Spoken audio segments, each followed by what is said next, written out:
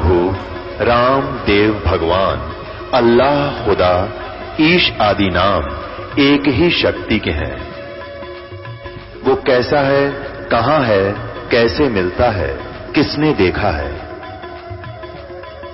ये प्रश्नवाचक चिन्ह पूर्ण रूप से हटाने के लिए अवश्य सुनिए जगत गुरु तत्वदर्शी संत रामपाल जी महाराज के अमृत वचन, सर्व पवित्र धर्मों के पवित्र शास्त्रों के आधार पर। सत साहिब दर्शकों, जब कोई मनुष्य अपने जीवन में अनेकों प्रकार की साधनाएं अपना चुका हो, फिर भी उसका जीवन शारीरिक कष्टों और परेशानियों से घिरा रहे, तो वह पूरी तरह निराश हो जाता है और तब वह सोचने लगता है कि क्या उसके द्वारा की गई भक्ति साधना शास्त्रों के अनुसार भी है या नहीं। दर्शकों, ऐसी ही कहानी थी महाराष्ट्र की रहने वाली हर्षाली पाटिल जी की। हर्षाली जी ने अपने जीवन में अनेकों प्रकार की साधनाएं अपनाई। इन्होंने अनेकों प्रकार के जप भी किए, व्रत भी रखे और तीर्थों की यात्रा भी की, लेकिन इसके बावजूद भी इन्हें सच्ची शांति और सुख की प्राप्ति नहीं हुई। लेकिन दर्शकों, आज हर्षाली जी का कहना है कि जब से मैंने संत रामपाल जी महाराज से नाम उपदेश लिया है, तब से मेरी पूरी जिंदगी ही बदल गई है। पहले मैं कैंसर जैसी लाइलाज बीमारियों और अनेकों प्रकार की समस्याओं से जूझ रही थी, लेकिन संत रामपाल जी महाराज के द्वारा दी गई शास्त्रानुसार भक्ति साधना करने से मुझे वो अमूल्य सुख और शांति मिली, जिसकी मैं वर्षों से तलाश कर रही थी। आखिर इसके पीछे की सच्चाई क्या है? आइए सुनते हैं हर्षाली पाटिल जी की कहानी, उन्हीं की जुबानी। जी नमस्कार। नमस्कार सर। क्या नाम है जी आपका? हर्षाली पाटिल। जी कहाँ से आए आप? मैं पुणे महाराष्ट्र से हूँ। संत रामपाल जी महाराज जी से नाम दीक्षा लेने से पहले आप क्या भक्ति साधना करते थे? हम हिंदू धर्म से हैं सर, तो हम सभी देवी देवता की पूजा करते थे, सभी व्रत करते थे, तीर्थों पे जाते थे, शिरडी के साईं बाबा के मंदिर जाना, बालाजी जाना। और हम नासिक से हैं, तो नासिक में हम लोग पंचवटी जाना, हर कोई बड़ा सा व्रत रहता था एकादशी का या कुछ भी, तो हम लोग गंगा स्नान के लिए जाते थे पंचवटी में। जब आप पहले से ही सभी प्रकार की पूजा साधना कर रहे थे, तो फिर आप संत रामपाल जी महाराज जी के शरण में क्यों गए? संत रामपाल जी महाराज जी के शरण में मेरे माँ और पापा जुड़े हुए थे। इतनी सारी पूजाएं करते हुए भी, इतने सारे व्रत ये सब करते हुए भी मैं बहुत बीमार रहती थी हमेशा। मतलब मुझे हफ्ते 2 हफ्ते में अस्पताल जाना ही जाना था। कभी पेट में दर्द हो गया, कभी सर्दी हो गई, कभी खांसी हो गई, कभी कुछ, तो मतलब ऐसे में हमेशा बीमार रहती थी। तो मेरे पापा ने मुझे कहा कि उन्होंने तो 14 में नाम दीक्षा ली हुई थी संत रामपाल जी महाराज जी से, तो वो मुझे हमेशा बताते थे उस समय के बाद से कि संत रामपाल जी महाराज जी से तुम भी बेटा नाम दीक्षा ले लो और तुमको भी लाभ होंगे। तुम ये हमेशा बीमार रहती हो, अस्पताल में इतना पैसा खर्च हो जाता है, एक बार आप संत रामपाल जी महाराज जी से नाम दीक्षा लेके देखो, आपको भी लाभ होगा। जी आपको क्या समस्याएं थी? मुझे अपने मेरे पेट में एक सिस्ट हुआ था लेफ्ट वोर में। तो मैंने डॉक्टर से ट्रीटमेंट करवाई अपनी, लेकिन वो ठीक नहीं हो रहा था। फिर 1 अगस्त 2015 में मेरा ऑपरेशन हुआ। उसके बाद जब ऑपरेशन हुआ तो मेरे पापा ने नाम दीक्षा ली हुई थी, अस्पताल में मेरे साथ ही रहते थे। जब भी मुझे तकलीफ़ होने लगती थी, मेरे पापा मुझे गुरु जी की वाणी सुनाते थे, संत रामपाल जी महाराज जी की वाणी सुनाते थे, कभी आरती चला देते थे, तो मुझे बहुत सुकून महसूस होता था और मुझे नींद भी अच्छे से आ जाती थी। तभी से मुझे लगता था कि मैं भी अभी संत रामपाल जी महाराज जी से नाम दीक्षा ले लूँगी। तो फिर मैंने 2017 में संत रामपाल जी महाराज जी से नाम दीक्षा ली। जी आपने संत रामपाल जी महाराज जी से नाम दीक्षा इसलिए ली कि आपकी जो बीमारी है उसमें आपको राहत मिले। आपका पहले से एक ऑपरेशन हो चुका था, तो हम आपसे ये जानना चाहेंगे, क्या संत रामपाल जी महाराज जी से नाम दीक्षा लेने के बाद आपको अपनी बीमारी में कोई राहत मिली? 1 अगस्त 2015 को मेरा एक ऑपरेशन हो चुका था। फिर 2016 से फिर से मुझे तकलीफ़ शुरू हुई। मतलब इतनी तकलीफ़ फिर से मुझे होने लगी। फिर मैं सोचने लगी कि ये मेरा तो एक बार ऑपरेशन हो चुका है, अब फिर से क्यों ऐसी तकलीफ़ हो रही है। हमने डॉक्टर को पूछा तो डॉक्टर ने फिर से मेरी लेफ़्ट ओर में बड़ी सी गांठ बता दी। तो फिर हम बहुत डर गए, मेरे पापा वो सब सब लोग डर गए, मेरे हस्बैंड, कि फिर से गांठ होने, पहले तो मेरा बच्चा जो हुआ है वो सीज़र से हुआ है, उसके बाद मेरा दूसरा ऑपरेशन और उसके बाद तीसरा ऑपरेशन। मैं कैसे, मतलब सब लोग डर गए कि कैसे हो सकता है ये। फिर भी हमने, फिर पापा ने कहा कि तुम नाम दीक्षा ले लो बेटा, जो भी होगा मालिक देखेंगे, संत रामपाल जी महाराज तो सबके ऊपर दया करते हैं। तो मैंने 26 मार्च 2017 को संत रामपाल जी महाराज जी से नाम दीक्षा ले ली। और उसके बाद फिर डॉक्टर ने कहा कि गांठ बड़ी हो रही है तो उसका ऑपरेशन करना पड़ेगा तुमको। हम पहले 2-3 डॉक्टर को दिखाए कि शायद दवाई से अच्छा हो जाए, लेकिन डॉक्टरों ने हमें बहुत मतलब ऐसा कहा कि नहीं, ये ऑपरेशन नहीं हो सकता आपका, या तो बहुत रिस्क रहेगी इसमें, आप बड़े बड़े डॉक्टर को बुलाना पड़ेगा क्योंकि आपका तीसरा ऑपरेशन है और हमें लगता है कि ये कैंसर का गांठ है जो आपको बार बार हो रही है। तो उन्होंने कैंसर का बता ही दिया था, लेकिन फिर हमने संत रामपाल जी महाराज जी से प्रार्थना की। तो प्रार्थना में परमात्मा के ऐसे आदेश आए कि बेटा अच्छे से डॉक्टर को दिखा के आप ऑपरेशन करवा लो, परमात्मा आप पर दया करेंगे। तो हमने अच्छे से डॉक्टर को दिखा के हमने ऑपरेशन करवा लिया। तो मेरा लेफ्ट ओर और वो गांठ निकाल दी डॉक्टरों ने, लेकिन उसके बाद मुझे केमो का इंजेक्शन देना शुरू कर दिया। तो ये वो क्या कैंसर की ही गांठ थी और केमो का इंजेक्शन देना शुरू कर दिया। जैसे ही मैंने 3 इंजेक्शन लिए और मुझे बहुत तकलीफ़ होने लगी, मेरे बाल गिरने लगे, मैं इतना वीकनेस आ गया था कि मैं उठ भी नहीं पाती थी बिल्कुल। मुझे हाथों की मेरे छाले जैसे निकलने लगे, सब स्किन निकलने लगी। तो फिर से हमने परमात्मा से, मतलब संत रामपाल जी महाराज जी से प्रार्थना लगवाई। तो मैंने तो कहा गुरुजी से कि अब तो परमात्मा आप ही हो, मुझे अब कोई दवाई ये सब नहीं खाना है। ठीक है, तो फिर उसके बाद फिर से हमने, डॉक्टरों ने हमसे कहा कि रेगुलर आप चेकअप करवा लो, एक बार सोनोग्राफी करवा लो। जैसे ही मैंने सोनोग्राफी की और उसके बाद जो मुझे पता चला, उसके बाद तो मेरी पैरों तले ज़मीन ही निकल गई सर जी। क्योंकि उसके बाद जो कहा डॉक्टर ने कि आपका लेफ़्ट ओर तो निकाल दिया गया है, आपकी गांठ भी निकल गई, लेकिन फिर से आपको राइट जो ओर है आपकी, उसमें इतनी सारी गांठें आपको आ रही है कि आपको अभी सीधे आपकी बच्चेदानी निकालनी पड़ेगी। तो फिर हम सब डर गए इतना, मतलब कि तीसरी बार चौथी बार जैसे मेरा उसी जगह पे ऑपरेशन करना, ये तो मतलब हो ही नहीं सकता था। तो फिर हमने संत रामपाल जी महाराज जी से प्रार्थना लगवाई और फिर मैंने संत रामपाल जी महाराज जी से मन ही मन कहा कि हे परमात्मा, आप ही परमात्मा हो, आप ही सबसे बड़े डॉक्टर हो इस पृथ्वी के, आपके सिवा तो कोई डॉक्टर है ही नहीं हमारे लिए। हम आपके बच्चे हैं, आपके शरण में आए, आप मुझे, आपको जैसे भी रखना है मालिक आप ही रखो।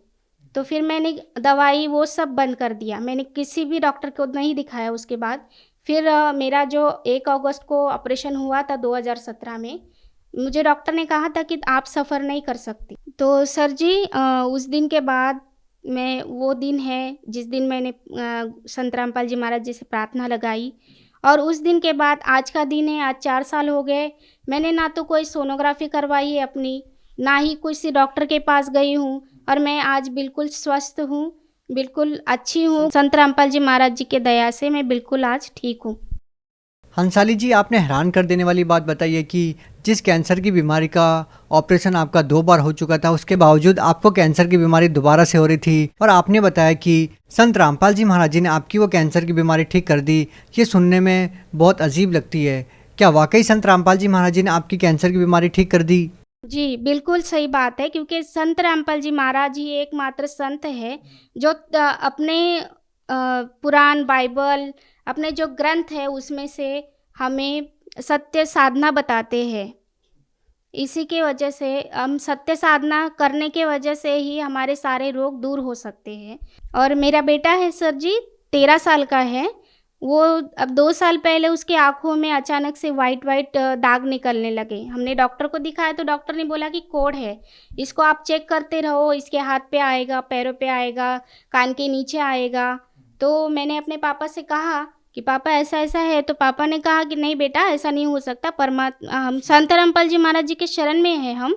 तो कोढ़ का दाग, जब तुम्हारा कैंसर ठीक हो सकता है तो कोढ़ का दाग उनके लिए क्या है, बस उसे भक्ति करने के लिए बोलो, क्योंकि वो भी गुरु जी की शरण में है, संत रामपाल जी महाराज जी के शरण में है।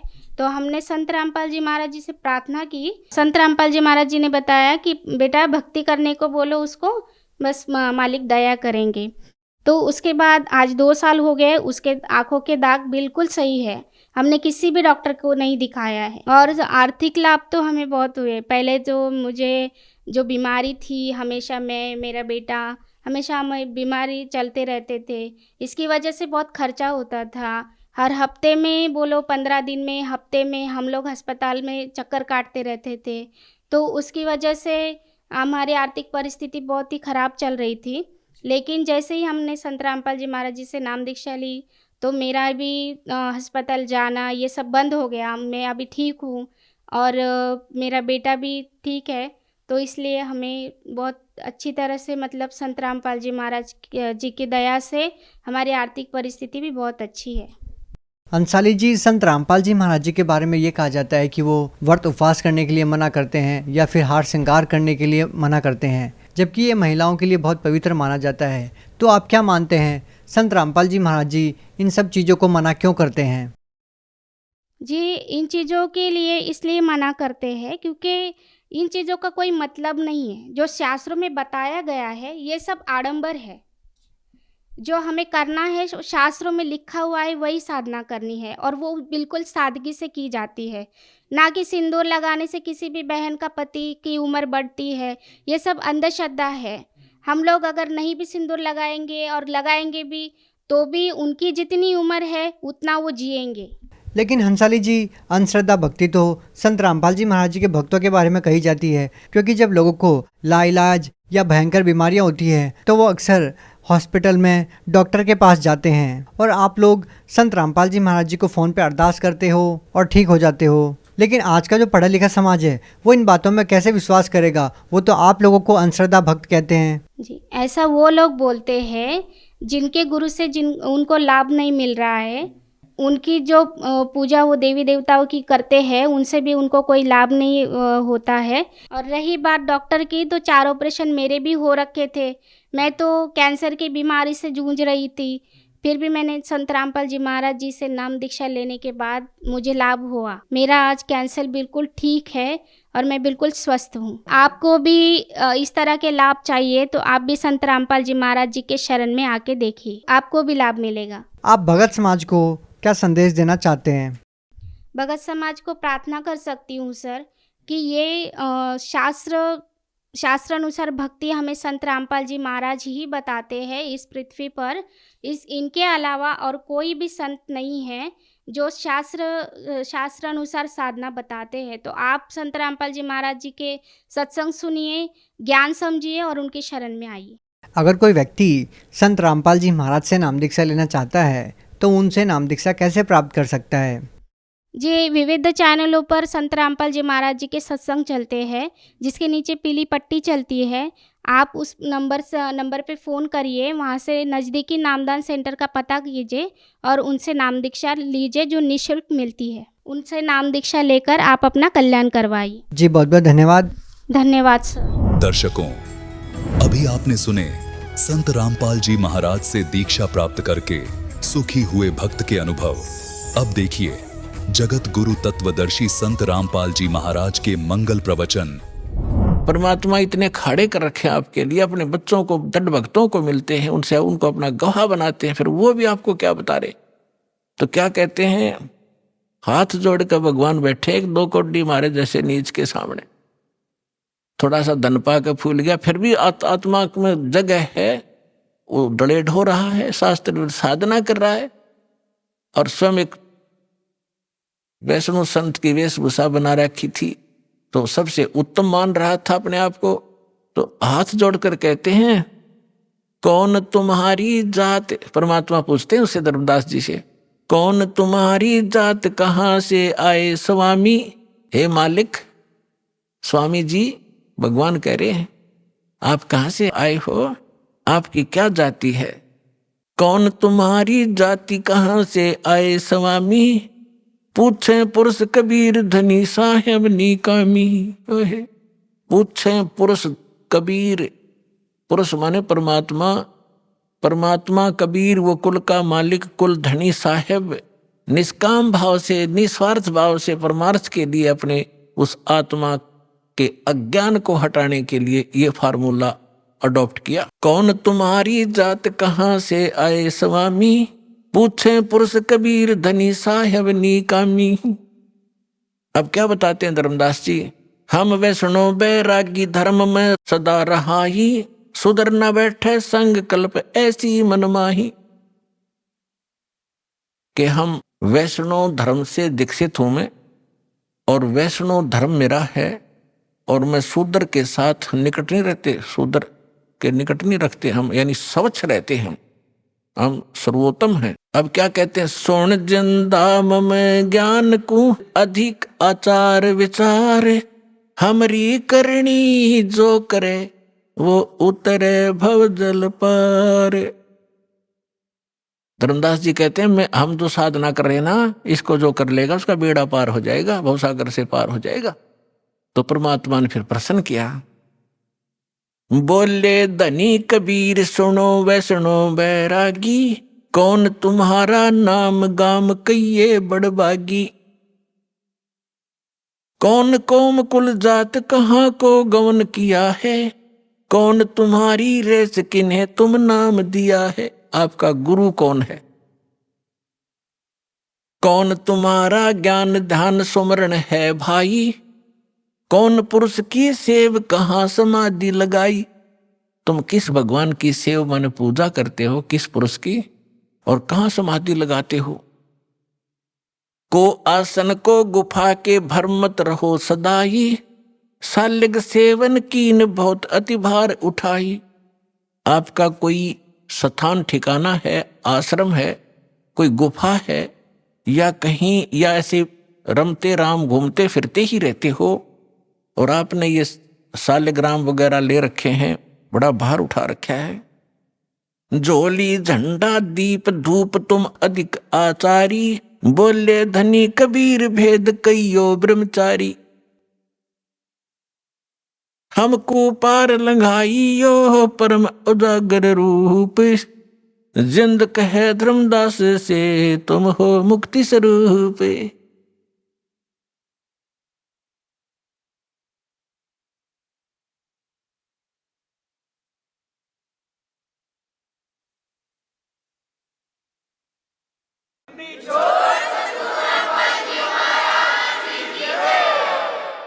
अब परमात्मा ने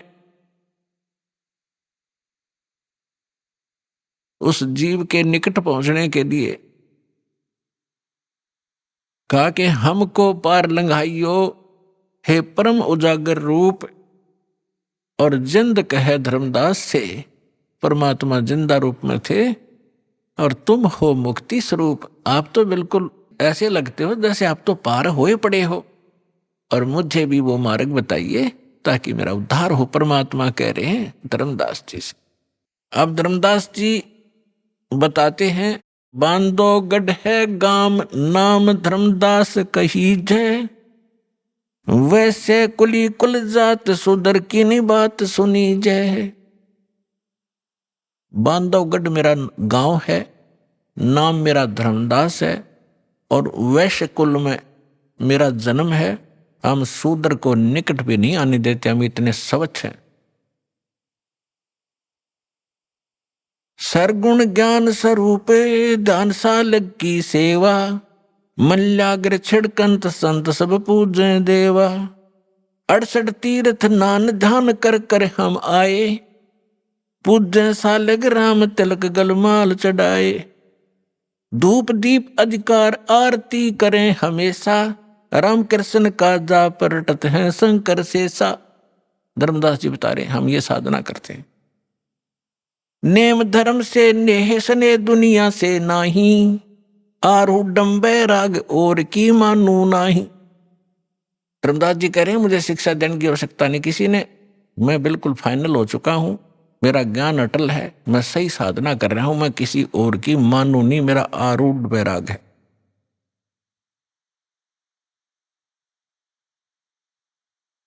सुन जिंदे मम धर्म को वैष्णो रूप हमारे, 68 तीर्थ हम किए हमने चीन्या सिरजन आर। हमने भगवान पहचान रखा है और 68 तीर्थ में करता रहता हूं रह रहकर।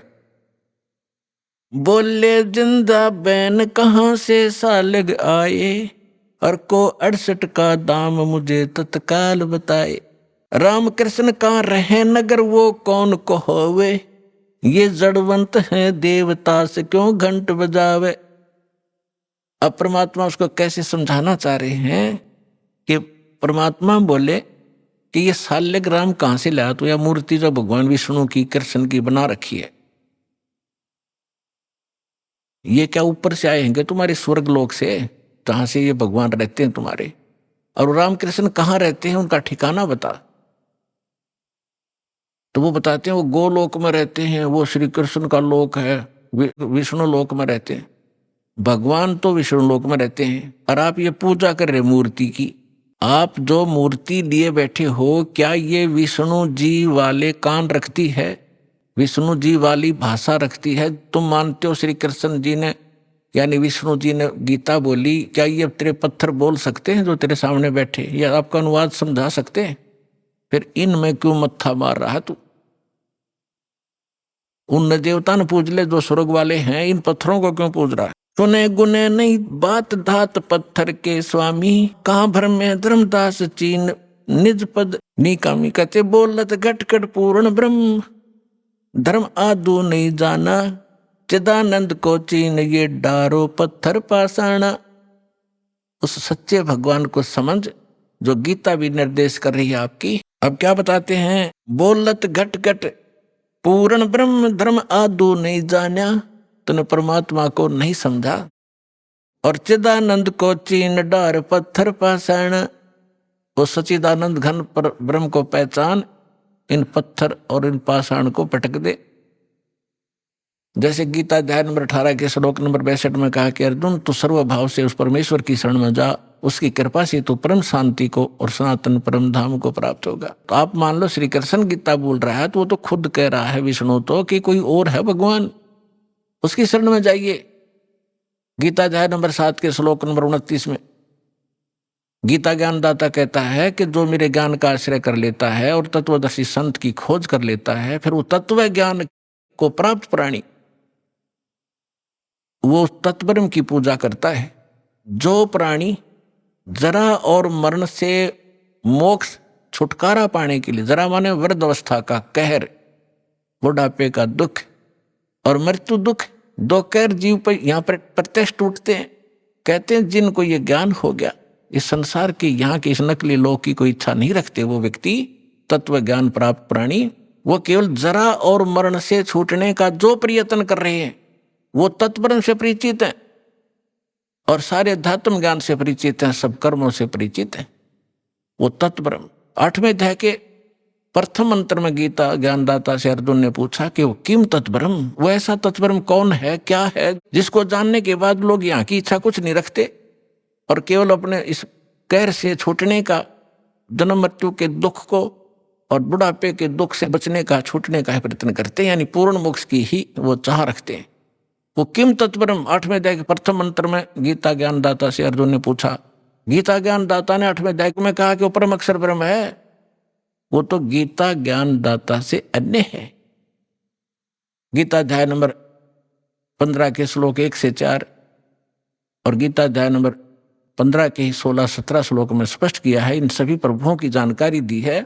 अक्षर पुरुष एक पेड़ है, सरपुरुष वा की डार, तीनों देवा रजगुण ब्रह्मा सतगुण विष्णु तम गुण शिव जी, ये शाखा है, पात रूप संसार। और मूल कौन है? वो परम अक्षर ब्रह्म है।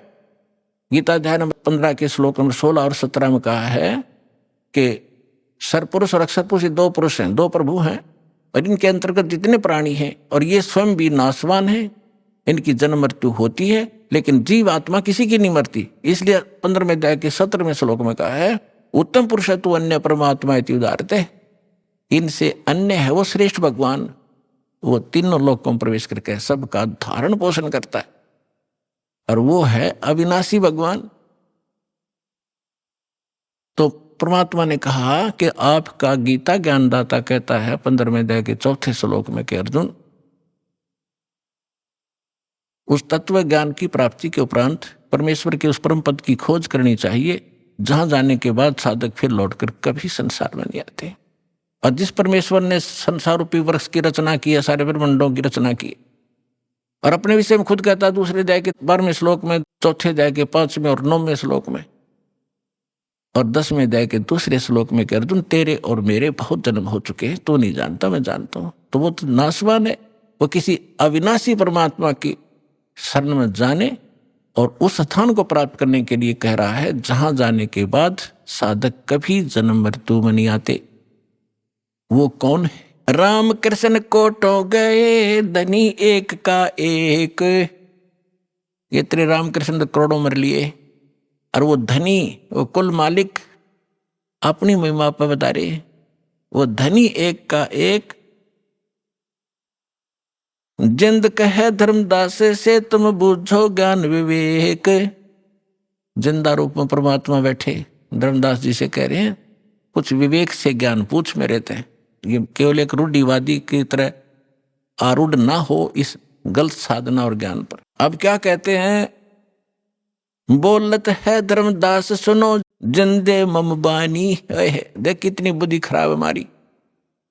क्या कहता है धर्मदास जी के? बोलत है धर्मदास सुनो जिंदे मम बाणी। मेरी वाणी सुनो, वचन। कौन तुम्हारी जात कहां से आए प्राणी। भगवान तो धर्मदास जी को स्वामी जी कह रहे हैं, और धर्मदास जी परमात्मा को कह रहा है ए जीव तू कहां से आया, तेरी क्या जाति है। बोले जंद कबीर सुनो बाणी धर्मदासा। हम खालिक हम खलक सकल हमरा प्रकाशा। साफ कह दिया मैं मालिक, और यह सब खालिक, सारी सृष्टि मैंने रची है, और यह सब मेरा ही प्रकाश, मेरी ही कृपा से ये सब कुछ चल रहा है। हम रचे सब पाषाण नदी सब खेल हमारा।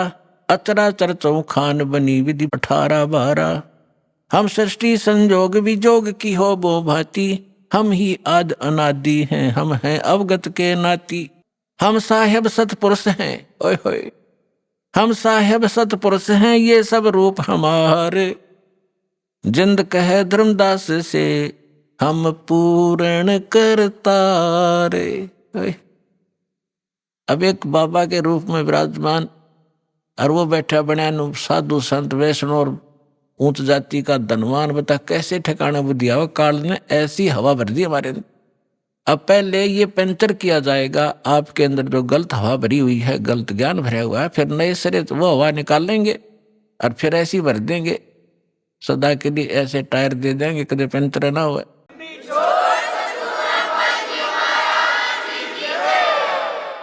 अब जब परमात्मा ने ये कहा हम साहेब सत्य पुरुष हैं, ये सब रचना हमारे। जिंद कहे धर्मदास से हम पूर्ण करतारे। अब धर्मदास जी क्या कहते हैं? बोलत हैं धर्मदास सुनो सर्वंगी देवा। दिखत पिंड और प्राण कहो तुम अलख अबेवा। आपके सारा शरीर दिखाई देता है और आप कहते हो मैं विधेय हूं। अब पुणात्मा यहाँ ये नकली कबीरपंथी उलझे बैठे। विधेय किसे कहते हैं? विधेय जिसका देह ना हो। एक तो देह हमारी मिट्टी की, और परमात्मा की देह वो एक तत्व की। तो विधेय का अर्थ है जिसकी विलक्षण देही हो। तो कहते हैं बोलत है धर्मदास सुनो सर्वंगी देवा।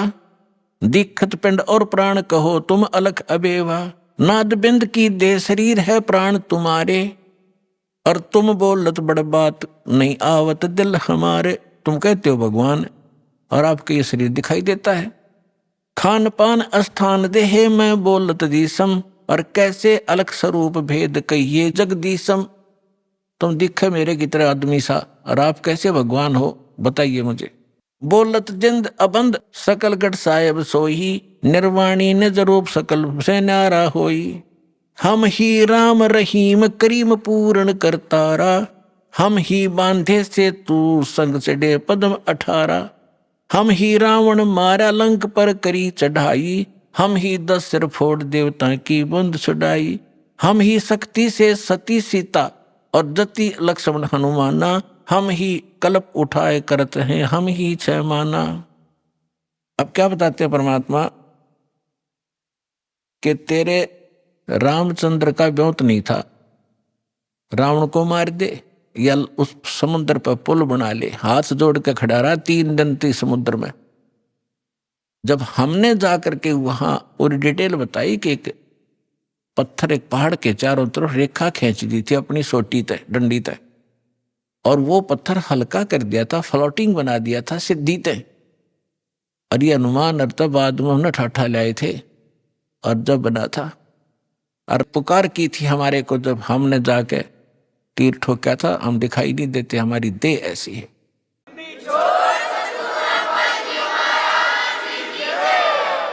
परमात्मा कहते क्षण में धरती पग धरूं और क्षण में जा आकाश है। हमरी गति कोई ना लखे सुन ले धर्मदास। नानक साहब जी कहते हैं अंधुला नीच जात परदेसी मेरा छिन आवे तिल जावे। 1 सेकंड में यार 1 सेकंड में देखो ऊपर पावे। और ताकि संगत नानक रहंदा कैसे मोंढा पावे, उसका अंत कैसे पा सकता है। बोलत है धर्मदास जिंद जननी को थारी। ए जिंदा तेरी माँ कौन है, तेरी जननी कौन है। कौन पिता परवेश कौन गतरैन आधारी। क्यों उतरे कल माई को वेद विचारा। तुम निज पूर्ण ब्रह्म का अनपान आहारा। कौन तुम्हारा धाम नाम सुमरण क्या कहिए। तुम व्यापक कल माई तो कहाँ सायब रहिए। कौन देह स्नेह नैनन मुख नासा नेहा। तुम दिखत हो मनुष्य कौन विद जिंद विदेहा। तुम दिखो आदमी और कहते विदेह हूं मैं। परमात्मा कहते गगन शून्य में हम रहें, गगन शून्य में टॉप मोस्ट प्लेस पर गगन शून्य में हम रहें। व्यापक सभी ठोरे हृदय रैन हमारे है फूल पान फल मोरे।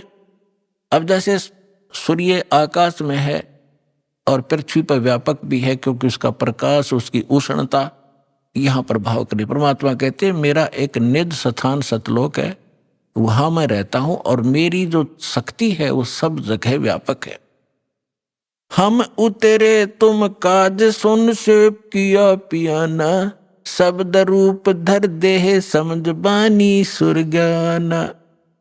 हम तुम्हारे कारण ऊपर सुन से उतरे हैं, एज इट इज आए हैं हम। जैसे वेदों में बताया परमात्मा ऊपर रहता है और वहां से गति करके आता है, बिजली जैसी तीव्रगामी बिजली जैसी गति से आता है। हम उतरे तुम काज तुम्हारे लिए, और सुन सुन माने जहां हम रहते हैं, जहां बिल्कुल एक ही स्थान है हमारा। सुन से किया पियाना। शब्द रूप दे धर समझ बाणी सुर ज्ञाना। निरख परख कर देख नहीं भौतक हमारी काया। परमात्मा बोले हाथ लगा के देख मेरा, ये मेरा शरीर तुम्हारे जैसा नहीं है। धर्मदास जी ने हाथ लगाया, जैसे रूई पकड़ लिया करें कि हार्ड नहीं, ऐसे पूरा शरीर दबा दबा के देखा।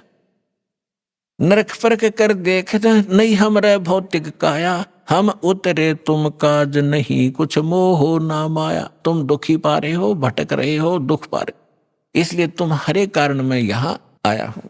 फिर क्या बताते हैं परमात्मा, सुन गगन में हम बसे पृथ्वी आसन थी रे। परमात्मा कहते हैं हम सतलोक में रहते हैं और अब तेरे सामने बैठा हूं। गगन सुन में हम बसे पृथ्वी आसन थी रे। धर्मदास धोखा दिला अब छानो नीर और खीर। अब दूध पानी न रख ले। कौन भगवान है, तू किसकी पूजा कर रहा है, क्या साधना करनी चाहिए।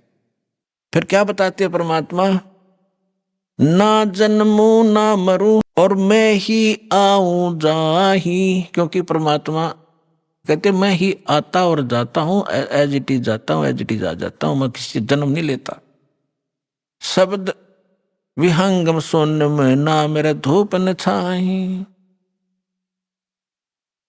बोले जिंद सुनो धर्मदासा हमरे पिंड प्राण नहीं श्वासा। परमात्मा बोले सुन ले धर्मदास, हमारे तुम्हारे जैसा शरीर नहीं है, मेरा शरीर श्वास से नहीं है। गर्भ योनि में हम नहीं आए, मादर पिदर ना जननी जाए। शब्द स्वरूपी रूप हमारा के दिखलावे आचार विचारा। और फिर बताते हैं कि जो तू कहता मैं हम हिंसा नहीं करते और हिंसा करने वाला मोक्ष प्राप्ति नहीं कर सकता। अब आप केवल उन्हीं को हिंसक मानते हो जो मुर्गे काटते हैं, बकरे काटते हैं, गायें काटते हैं। वो तो अपराधी हैं ही हैं, ये तो बिल्कुल घोर पाप है। लेकिन पाप तो वो भी है जो तुम सत्य ब्राह्मण की है हत्या, जो चौका तुम देवो नेता। जैसे डेली पोचा मारते हो फिनाइल से, पहले मिट्टी और गोबर से लिपा करते थे। इसमें कहते हैं एक ब्राह्मण की हत्या, भगत, ब्राह्मण माने भक्त साधक, एक भगत। वैसे तो किसी की भी हत्या कर दे आदमी की तो भी घोर पाप है, और भगत की हत्या और ज्यादा पापदायक बताई। फिर कहते हैं अगर तुम ब्राह्मण की हत्या को बहुत बुरी मानते हो तो सत्तर ब्राह्मण की है हत्या, जो चौका तुम देवो नेता। जो तुम रोज चौका लीपते हो ना और फिर रोटी खाना बनाते हो, इतना पाप इकट्ठा हो जाता जैसे 70 ब्राह्मण मार दियो। 70 ब्राह्मण की है हत्या, जो चौका तुम देवो नेता। ब्राह्मण संसत्या जो होई, जल स्नान करत हो सोई। जिस जोड़ में, जिस तालाब में तू नहा के निकला है और जिसमें जीव जंतु पड़े हैं, जैसे नहाते समय तूने रगड़ रगड़ कर मार डाले। कहते हैं 1000 ब्राह्मण की हत्या कर दी, इतना पाप तेरे कोई सरोवर में, इस तीर्थ में स्नान करने से लगा। और बांधवगढ़ से यहाँ तक कैसे आए हो पैदल चल के, और वहां से लेकर यहाँ तक किस उद्देश्य से आए हो, भ्रमण करने के लिए, तीर्थ नहाने के लिए। तो जितने जीव रास्ते में मारेगा वो भी तेरे बैड अकाउंट में होंगे। और जो तुम साधना कर रहे हो वो पापनाशक है ही नहीं। वो तो हमारे पास एक ऐसा मंत्र है, देखो इच्छा कर मारे नहीं। कोई भक्त चिंतित ना हो जा कि पोचा तो हम भी मारते हैं, खाना तो हम भी बनाते हैं, सैर सपट्टा हम भी करना पड़ता है। तो यहाँ परमात्मा ने बताया कि जैसे आप कपड़ा है, कपड़ा पहनते हो तो उसको वो मैल होगा ही होगा, मैल ना होगा तो उसको साबुन और जल उसका साधन बताया है कि उसको स्वच्छ रखो। जानबूझ कर तो गोबर में गेरा नहीं, वो गेरा तो मूर्ख है, तेल में डबो दे वो तो महा मूर्ख होगा। उसका तो इलाज क्या है, उसको क्या समझा। जानबूझ के करे नहीं, और ऐसे को स्वाभाविक होता है तो उसका विकल्प है। तो जानबूझ के है जैसे बलि चढ़ाना, ईद बकरीद मनाना, या और भी माता बकरे मांगे, वहां दारू चढ़ती, शराब चढ़ती है, फलान बकवास करते, तो ये नहीं करना। ऐसे करोगे तो पाप है। और ये भी पाप है जो आप डेली करते हो। यदि आपके पास साबुन सही नहीं और जल नहीं तो वो कपड़ा आपका मैला होते होते इतना हो जाएगा पहचान में नहीं आओगे इसका कलर क्या है। तो आज आप जो साधना करते करते चल रहे हो, आपके ऊपर इतने पाप कर्म जमा हो गए, आपका अंतःकरण मैला हो चुका है। और इसको प्रतिदिन साफ करने की जो साधना आपने अपनाई है, ये साबुन और जल नहीं है, गारा को गारा में ही लपेट रहे हो आप इसको। गीता अध्याय नंबर 16 के श्लोक नंबर 23-24 को याद रखना। इसमें और भी काफी वर्णन दिया है, क्योंकि ये कभी जब एक बार सेटिंग हो जाएगी हमारे इस ज्ञान की, पूरे भक्तों के हृदय में समा जाएगी, फिर इस अमृतवाणी को अच्छी तरह पूरा कंप्लीट जैसे रामायण की तरह पूरी कथा सुनाकर सेट करके सुनाएंगे आपको। लेकिन अब हिंट इतना ही काफी। तो फिर सृष्टि रचना सुनाई परमात्मा ने, सारा कुछ कह के धर्मदास फिर बौखला गया, क्योंकि मन में फिर दोष आ गया कि ये लगे मुसलमान ही। फिर माँ विष्णु महेश को कहता ये तो नासवान है, इनकी माता है, हमने कभी सुना नहीं। तो फिर अंदर में दोष आ गया और नाराज हो गए कि ब्राह्मण क्या कहने लगे, त्रिदेवन की महिमा अपारम, ये है सर्वलोक करतारम। फिर वही बोलने लग गया क्योंकि 3 देवता की महिमा अपरंपार है, ये तीनों ये सर्व लोकों के करतार हैं। त्रिदेवन की महिमा अपारम, ये है सर्वलोक करतारम। सुन जिंदा क्यों बात बनावे, झूठी कहानी मोहे सुनावे। मैं ना मानू बात तुम्हारी, मैं पूजतू विष्णुनाथ मुरारी। शंकर गौरी गणेश पुजाऊं, इनकी सेवा सदा चितलाऊं। परमात्मा ने सोचा ले भाई काल फिर आ गया इसके अंदर, अरे ये बुद्धि वरिष्ठ इतना माथा चाट का मेरा फिर वही बोल रहा है। फिर अंतर ध्यान हो गए। जब वो कह तो गया गुस्से में, क्योंकि ये पिछला ऐसी बनती है, जितने भी आप यहाँ आए हो 90% जिन्होंने पहली बार यो ज्ञान सुना या टीवी पर देखा, 20 गाली दी होंगी दास को, ये क्या बकवास कर रहा है, ब्रह्मा विष्णु महेश को क्या बता रहा है। और आज आपको क्या दिखाई देता है? आपका मोतियाबिंद था, वो दास ने ऑपरेशन कर दिया इस ज्ञान से, परमात्मा के ज्ञान से। आज इस ज्ञान के अतिरिक्त आपको कुछ भी दिखाई नहीं देगा। तो वही धर्मदास के साथ बनी। अब परमात्मा अंतर ध्यान हो गए, अंतर ध्यान हो गए। देखो जब तक लाइट है, एसी रूम में बैठे हो तो कोई दिक्कत नहीं, और लाइट चली जा बिजली, और फिर देखा हालत आपकी, पसीने आ गए, हाहाकार मच गया। तो इसी प्रकार जो परमात्मा साथ बैठे थे, बड़ा काल दूर था, कोई परेशानी नहीं थी, कोई चिंता ऐसी नहीं सता रही थी। और जो भगवान वहां से हटे तो यह चिंता कि ऐसा ज्ञान अरब युग कभी नहीं आवे, क्यों दूसरी बार मैंने धिक्कार दिया तो बुरा हाल हो गया। तावारोवत धर्मनि नागर, कहाँ गए मेरे सुख के सागर। अति वियोग हुआ हमसे ती, जैसे निर्धन की लुट जा खेती। हम जाने तुम दे स्वरूपा, हमारी बुद्धि अंधगर गुपा। हमने तो आपको मनुष्य मान लिया हमारे जैसा, और हमारी बुद्धि तो अंधे झेरे कुएं जैसी है। भगवान हम कैसे उठ सकते हैं ऊपर को। हम तो मानुष रूप तुम जाना, सुन परमेश्वर का किया पियाना। हमने तो आपको अपने जैसा मनुष्य मान लिया। हे भगवान आप चले कहाँ गए, मुझे ये बता दो। बेग मिलो कर हूं अपघाता, मैं ना जीवूं सुनो विधाता। या तो जल्दी दर्शन दे दो, नहीं आत्महत्या करूंगा, मैं रह नहीं सकता। ऐसा ज्ञान सुना दिया, या पूजा कर नहीं सकता, आगे मार्ग मिला नहीं। ऐसी बहुत बार घटनाएं हुई, बहुत बार, लेकिन बहुत शॉर्ट में बतानी पड़ती है, क्योंकि ये कथा अपार है और समय सीमित है, जीव की अक्षमता भी सीमित है ज्ञान ग्रहण करने की। इसलिए तो वहां से धर्मदास जी घर आ गए और बुरी तरह रोन, जैसे बच्चों के माँ बाप मर जाते। और उसकी पत्नी ने पूछा कि आप क्यों रो रहे हो, लेकिन वो बोल नहीं सके, क्योंकि जब मन भर आता है आवाज निकलती नहीं, तो सच्चे दिल के अंदर जब रोना आता है। अब आमनी देवी उनकी धर्मपत्नी ने पूछा, जी कैसे जल्दी आ गया आप, तो आपने तो बहुत समय लगाना था, 2 ढाई 3 महीने का टूर प्रोग्राम था आपका। वो बोल नहीं रहा, अंदर जाके अपने कमरे में, मकान में ऐसे मुंदे मुंह गिर गया और ऐसे रोए जैसे बच्चों की माँ बाप दोनों मर जाते हैं, बुरी तरह तरफ कर रोते। आमनी ने सोचा, अपने मन में विचार किया कि हो सकता है मैं कंजूस हूं थोड़ी सी, ये दान धर्म घना करा करता है और मैं इसको टोका टाकी कर देती थी कि हिसाब का धर्म हुआ करता है, अब ज्यादा मत लुटाओ खजाना, बच्चे भी पालने हैं। तो हो सकता है इसका किसी ने रास्ते में धन चोरी कर लिया हो, यात्रा खर्च ना रहा हो, इसलिए वापस आ गया हो। और ये रो रहा हो इसलिए कि अब आमनी फिर इसका माथा ठनकेगा, आमनी का पैसे मांगूंगा तो वो कह रही है, जी कोई बात ना, किसी ने आपके धन चोरी कर लिया, कोई बात नहीं, आप और ले जाइए, कि परमात्मा ने तुम्हारे कमी छोड़ रखी है, बहुत धन है आपके, ले जाना, मैं कुछ नहीं कहूंगी। तो वो अपने हिसाब से सोच रही है कि शायद इसलिए रो रहा है। काफी देर रोने के बाद जब हल्का दिल हो लिया और वहीं से रोने लगा था, तब धर्मदास ने कहा, आमनी मेरा धन अगर निकल जाता, चोरी हो जाता, मैं नहीं रोता और ले जाता तेरे को समझा बुझा के, लेकिन आज मेरा वो धन गुम हो गया, चोरी हो गया, शायद मुझे मिला नहीं, और वो नहीं मिलेगा तो मैं जीऊंगा नहीं, संसार में रह नहीं सकता।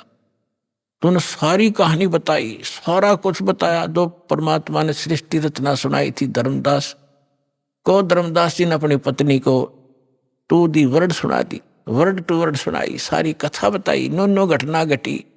ऐसे महापुरुष मैंने हाथ लगा के देखा, उनका शरीर कति तो रुई जैसा था। तो उन्होंने बताया, आमनी कहने लगी, आप व्यापारी होकर के, आप लाला होकर के, सेठ होकर के सौदा चूक गए। रामकृष्ण से कौन सी अपनी रिश्तेदारी थी, इनका ज्ञान सुना था तो ये अच्छे लग रहे थे, इनसे श्रेष्ठ ज्ञान सुना, आपने सौदा क्यों नहीं करा, चरण क्यों नहीं पकड़ दिया, आपने वाद विवाद नहीं करना चाहिए। धर्मदास कह रहा कि इसीलिए तो रो रहा हूं, मेरी बुद्धि में पत्थर पड़ गए और इसलिए रो रहा हूं। मैं जिंदगी में पहली बार सौदा चुका हूं, जो घाटे का सौदा करके मैं घर आया हूं। दुर्भाग्य आ गया मेरा, उल्टे दिन लग गए मेरे। बहुत रो रहा है, 6 महीने हो गए रोते रोते। बाहर बैठ जा गली में, कोई काम नहीं, यूं देखे महात्मा वो फिर आ जा। बहुत दूर तक जंगल में देखने जाता है। एक समय पता लगा कोई साधु संत गांव से बाहर जंगल में बैठा है, बड़ा विद्वान पुरुष है। कुछ आशा की किरण उगी, जाके दर्शन किए। दर्शन से नहीं पहचान हो सकती, साधु वेशभूषा बदल लेता है वो। अब धर्मदास जी ने प्रश्न किया कि महात्मा जी, ये ब्रह्मा विष्णु महेश के माता पिता कौन है, इनकी क्या जन्म मृत्यु होती है? तो वो महात्मा कहता है ये तो अजरो अमर है बच्चा, अपने किसी ने बहका दिया, ये सर्वेश्वर हैं, इनके कोई माता पिता नहीं, अजन्मा है, ऐसे है। उठ कर चल पड़ा, नहीं है, रॉन्ग नंबर है। तो अभी आपने सुने संत रामपाल जी महाराज के मंगल प्रवचन। आइए अब सुनते हैं संत रामपाल जी महाराज से नाम दीक्षा लेकर सतभक्ति करके अद्भुत लाभ प्राप्त करने वाले अनुयायी के विचार।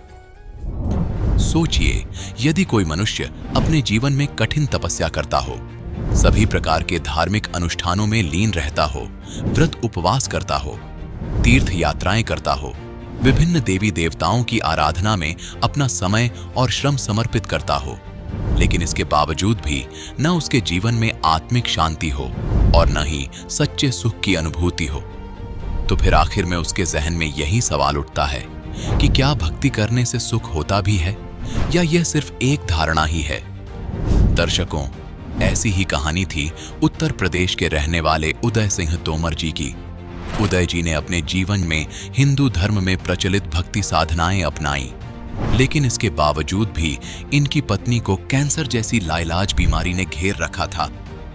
लेकिन दर्शकों, आज उदय जी का कहना है, जब से मैंने संत रामपाल जी महाराज से नाम दीक्षा ली है और संत रामपाल जी महाराज द्वारा दी गई सच्ची आदि सनातनी भक्ति को अपनाया है, तब से मेरी जीवन की सारी परेशानियां खुद ब खुद समाप्त हो गई हैं।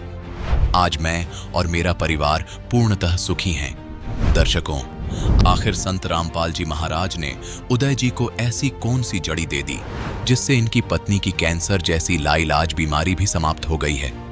आखिर उदय जी क्यों संत रामपाल जी महाराज जी को परमात्मा बता रहे हैं?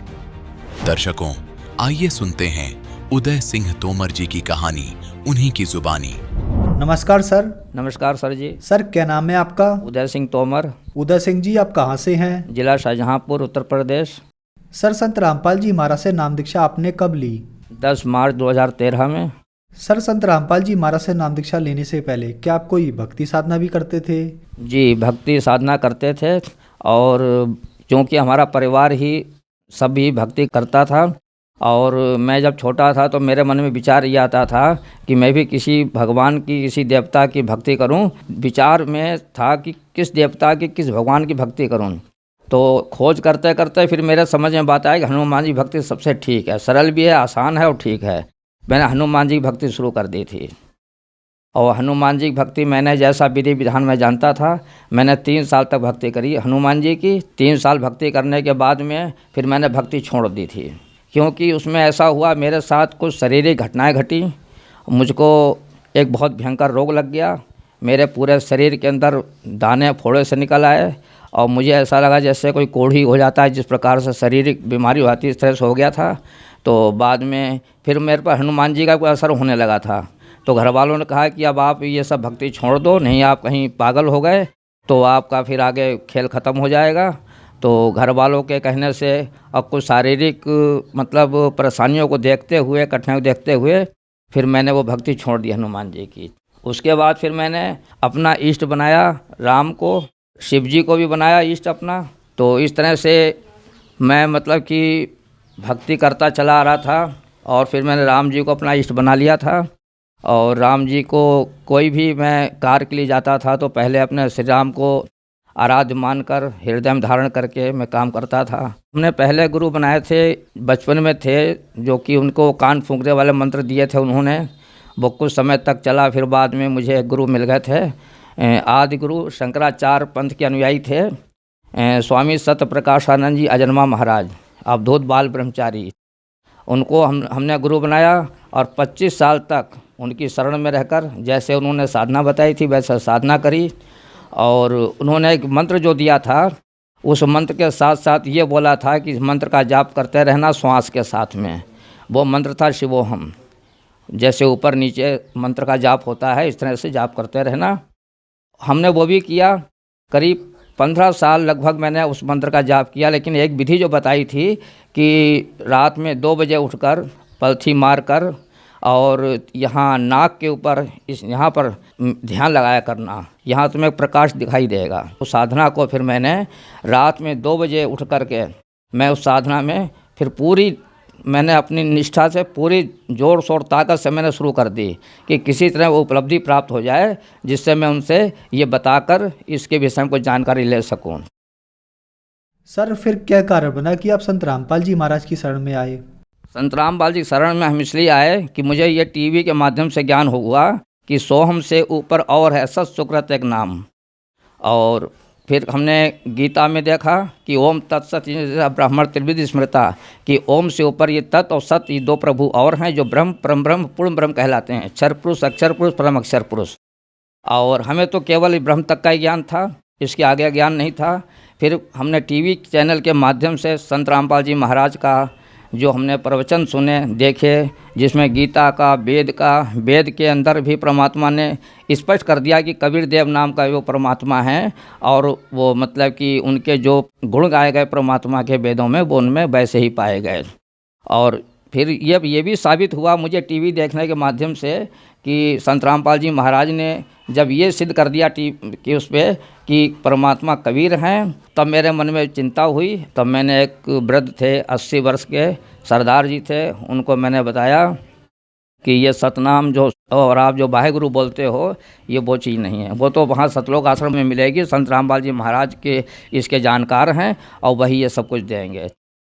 तो मैंने उनका साथ लिया और पहली बार मैं बरवाला गया। जाने के बाद वहाँ पर फिर मैंने नामदान लिया संत रामपाल जी महाराज से। सर संत रामपाल जी महाराज से नाम दीक्षा लेने के बाद क्या आपको कुछ लाभ भी प्राप्त हुए?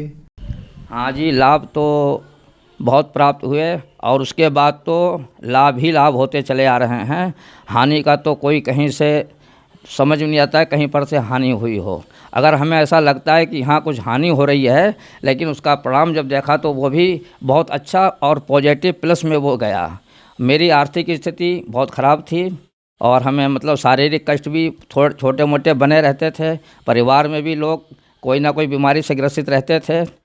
तो इस वजह से हालात ये थे कि मैं सरकारी सर्विस करते हुए भी कभी मैं आर्थिक रूप से अपने को संभाल नहीं पाया और हालत इतनी ख़राब थी कि मैं 5,000 रुपये ब्याज तक मैं देता था, यह कंडीशन थी। लेकिन संत रामपाल जी महाराज की शरण में जाने से मेरे ये सारे जाने से पहले ही ये संकट दूर होना शुरू हो गए थे और मुझे आर्थिक रूप से इतनी मजबूती मुझे मिलना शुरू हो गई कि मैं सोच नहीं सकता हूँ। परमात्मा ने ऐसे चमत्कार कर दिए कि मैं इस सोच के हैरान हूँ कि परमात्मा ही वो काम कर सकता है जो कि दूसरों के लिए असंभव है। मुझे मतलब कि बैंक लोन का समस्या थी, ऐसा बंदा मिल गया जिसने खुद मुझसे कहा कि तुम ऐसा कर लो और तुम्हारी ये ज़रूरत है। फिर हमने कहा ठीक है, मुझे ज़रूरत तो थी लेकिन मैं थोड़ा सा उलझन की वजह से नहीं चाहता था, तो मेरा ये काम हुआ। और मैंने एक अपनी कमेटी चला रखी थी। जाने से पहले वो कमेटी में मुझे मेरा नंबर आ गया, वो भी पैसा मुझे मिला और हमने मतलब कि सैलरी हमारी थी जो 20-25 तारीख के बाद मिला करती थी, वो भी समय से मिलना शुरू हो गई।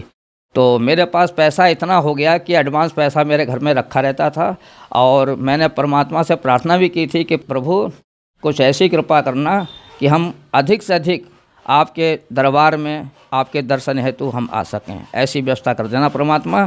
तो हम जब नाम दान लेकर के आए उसके बाद हमारे परिवार के लोग जुड़ना शुरू हुए, उनको साथ में लेके जाने लगे और इस तरह से हमें मौका बराबर मिलता रहा परमात्मा के दरबार में जाने का। हमारी पत्नी को कैंसर हुआ था और उसका हमने इलाज डॉक्टर से करवाया।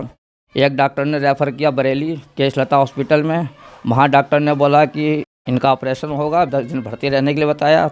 तो मैं फिर वहाँ से उनको छोड़ करके फिर मैं सीधे उसी डॉक्टर के पास गया जिसने वहाँ में मुझे बदायूं के डॉक्टर थे। तो उनसे मैंने परामर्श किया कोई ऐसा डॉक्टर बताइए जो बीमारी को सही कर सके और ठीक इलाज हो पाए। तब उन्होंने बताया कि आपका दिल्ली, लखनऊ, कानपुर, अलीगढ़ इस जगह पे इलाज है और वहीं आप करा सकते हैं। फिर मैंने लखनऊ चुना। लखनऊ गया, वहाँ पर मैंने वाइफ पत्नी का इलाज करवाया।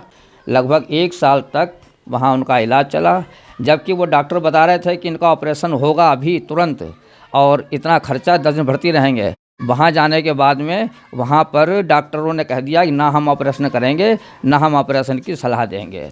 और उसके बाद 1.5 साल लगभग इलाज चला। जब मैंने पत्नी का इलाज करवा रहा था तो मैंने वहाँ पर डॉक्टरों से कुछ सलाह ली, पूछा, तो वो कहने लगे कि इस तरह के मरीज़ जो हैं 1.5-2 साल तक ज़िंदा रहते हैं, ज़्यादा लंबा जीवन नहीं जी पाते हैं। लेकिन परमात्मा संत रामपाल जी महाराज की कृपा से वो आज भी जीवित हैं और ऑपरेशन जो होना था वो ऑपरेशन भी नहीं हुआ, केवल दवा के द्वारा ही वो ठीक हो गई। ये सब संत रामपाल जी महाराज की कृपा थी और आज हम पूरे परिवार सहित संत रामपाल जी महाराज की शरण में हैं। और मुझे भी टाइफाइड हो गया था, तो मैं भी उस समय बहुत मेरी हालत बुरी हो चुकी थी कि मेरे एक कदम नहीं चल पाता था। लोग मुझे लिटालते थे, बैठालते थे। तो मैं भी समझ रहा था कि ऐसा ना हो कि मेरा शरीर ये जीवन का अंत हो जाए। वो भी मैं ठीक हुआ। एक बार नीलगाय से मैं टकराया, बहुत भयंकर टक्कर हुई थी, गाड़ी मेरी बिल्कुल पलट गई थी मोटरसाइकिल, और मैं दूर गिरा जा कर के, और तो उसमें मुझे चोट आई थी। फिर बाद में डॉक्टरों को दिखाया, उसमें ठीक हो गए। कुछ लोगों ने ये बताया कि इस तरह के एक्सीडेंट में कोई बचता नहीं है, लोग मर जाते हैं। कई लोग वहाँ मर भी चुके थे, 1-2 लोग मर चुके थे। कुछ लोगों के मतलब कि शरीर में टूट फूट काफ़ी हो गई थी, लेकिन मुझे सिर्फ हल्की चोटें आई थीं और मैं ठीक हो गया। और मैं एक बात कहना चाहूँगा, बवासीर की शिकायत जो थी, शिकायत इनकी, वो भी ठीक हो गई परमात्मा की कृपा से, और आज बिल्कुल ठीक हैं। सर, संत रामपाल जी महाराज से नाम दीक्षा लेने के बाद आपको बहुत सारे लाभ प्राप्त हुए। संत रामपाल जी महाराज के बारे में यह कहा जाता है कि संत रामपाल जी महाराज ब्रह्मा विष्णु महेश जी की भक्ति छुड़वाते हैं, क्या यह बात सही है? नहीं, ये ऐसा नहीं है। संत रामपाल जी महाराज तो शास्त्र अनुकूल जो भक्ति विधि है वो बताते हैं, और जिस भक्ति के करने से मनुष्य को इस पृथ्वी पर सभी प्रकार के शारीरिक आर्थिक लाभ प्राप्त होते हैं। और जैसा कि हम पहले सतकथा में पढ़ते थे कि यहाँ कथा सुनो, यहाँ भी सुख मिलेगा, फिर उसके अंत में परम धाम चले जाओगे, वो सब झूठ था, उसमें कोई सच्चाई नहीं थी। सच्चाई तो ये है कि वो सत्य कथा आज हमारे संत रामपाल जी महाराज अपना टीवी के माध्यम से और अपना सत्संग के माध्यम से दे रहे हैं, और यही वो सत्य कथा है जिसे जगत के प्राणी सुनेंगे और इस संसार के सुखों को प्राप्त करके अंत में परम धाम उस सतलोक में चले जाएंगे, जहाँ जाने के बाद फिर कभी लौट संसार में नहीं आते हैं, जहाँ सुख ही सुख है, दुख नाम की कोई चीज़ नहीं है।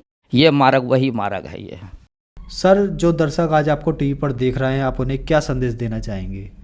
संदेश तो परमात्मा दे रहे हैं, और मैं उन सब जो भी हमारे जगत के भाई बहन हैं उनसे मैं प्रार्थना करता हूँ कि कोई इस गफलत में ना रहे कि ये कोई साधारण मनुष्य हैं, ये स्वयं परमात्मा हैं, ये सिद्ध हो चुका है। और वो परमात्मा संत रामपाल जी के महाराज के रूप में आज धरती पे विराजमान है।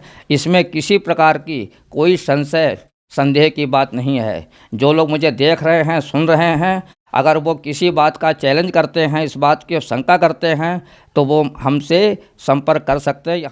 संत रामपाल जी महाराज से नाम दीक्षा कैसे ली जा सकती है?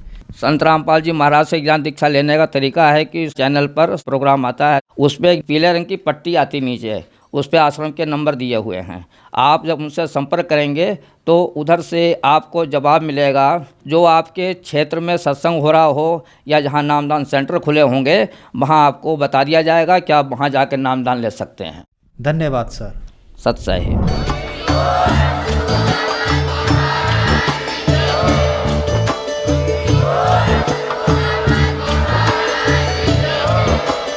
आप सुन रहे थे जगत गुरु तत्वदर्शी संत रामपाल जी महाराज जी के मंगल प्रवचन। अधिक जानकारी के लिए विजिट कीजिए हमारी वेबसाइट www.jagatgururampalji.org। संत रामपाल जी महाराज जी के शुभ आशीर्वाद से पूरे विश्व भर में 500 से भी ज्यादा नाम दीक्षा केंद्र हैं, जिन पर संत रामपाल जी महाराज जी द्वारा ऑनलाइन निःशुल्क नाम दीक्षा दी जा रही है। अपने नजदीकी नाम दीक्षा केंद्र का पता करने के लिए संपर्क करें।